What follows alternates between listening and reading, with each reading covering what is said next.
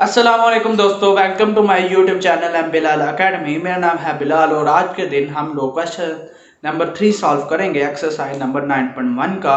तो आपको ये वीडियो एंड तक देखना होगी और अगर अभी तक आपने मेरा ये चैनल सब्सक्राइब नहीं किया तो इसको जल्दी से कर लीजिए सब्सक्राइब, ताकि मेरी नई आने वाली वीडियो का नोटिफिकेशन आपको मिल सके। तो चलिए स्टार्ट करते हैं।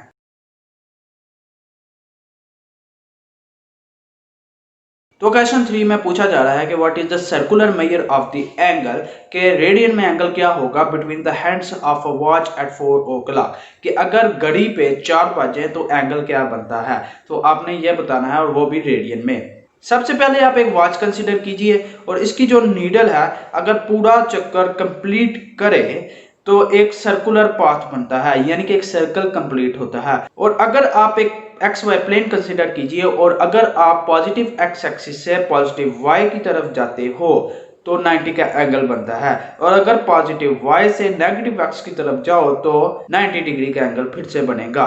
और अगर नेगेटिव एक्स से नेगेटिव वाई पे जाओ तो फिर भी 90 डिग्री का एंगल बनेगा।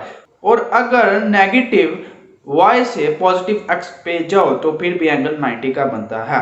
अब ये एक कंप्लीट सर्कल बन रहा है, तो कंप्लीट सर्कल में एंगल होता है 360 डिग्री का। वो कैसे? अगर इस 90 को इस 90 को और इस 90 को और इस 90 को आप ऐड कर दें तो 360 डिग्री आता है। तो देखें ये सर्कल एक कंप्लीट हो रहा है। तो अगर सर्कल कंप्लीट हो रहा है तो एंगल जो होगा वो 360 डिग्री का ही होगा। अब अगर मैं इस घड़ी को एक्स वाई प्लेन पे कंसीडर करूं तो ये एंगल जो होगा वो 90 डिग्री का होगा, और यहां से लेके यहां तक का एंगल भी 90 डिग्री का ही होगा। आप यहां से लेके यहां ले लो, यहां ले लो, ये एंगल 90 डिग्री का ही रहना है। अगर अब मैं इस 90 डिग्री को 3 हिस्सों में डिवाइड करूं, यानी कि अगर 3 से 2 जाऊं तो एक हिस्सा हो जाता है, 2 से 1 जाता हूं तो दूसरा हिस्सा, 1 से 12 जाऊं तो तीसरा हिस्सा। 3 हिस्सों में इसको मैं अगर डिवाइड कर दूं, यानी कि 90 डिग्री को 3 से डिवाइड करूं तो 30 डिग्री जवाब आता है। इसका मतलब यह हुआ कि 12 से 1 तक अगर जाऊं तो एंगल बनता है 30 डिग्री का, और 1 से 1 जाऊं तो फिर भी 30 डिग्री का ही बनेगा, और 2 से 3 जाऊं तो फिर भी 30 डिग्री का ही एंगल बनेगा। अब ये एंगल भी 90 का ही है, यानी कि पॉजिटिव एक्स और नेगेटिव वाई के दरमियान भी एंगल 90 डिग्री का होता है।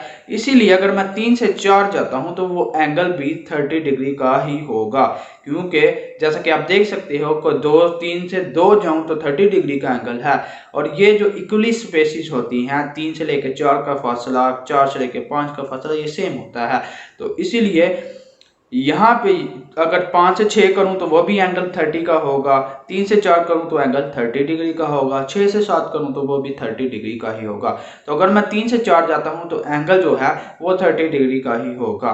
तो अगर जो नीडल है वो 12 से लेकर 4 तक आती है तो आपने बताना है कि 12 और 4 में क्या एंगल बनता है।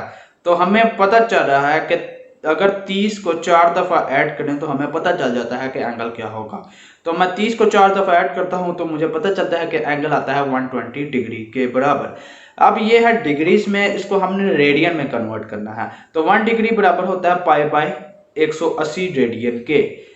अब 120 डिग्री को मैं 120 मल्टीप्लाई बाय 1 डिग्री भी लिख सकता हूं, और 1 डिग्री बराबर होता है पाई बाय 180 रेडियन के।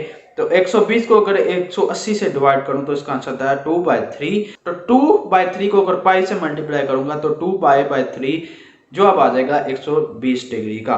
तो 12 से लेके 4 तक का जो एंगल होगा वो होगा 2π/3।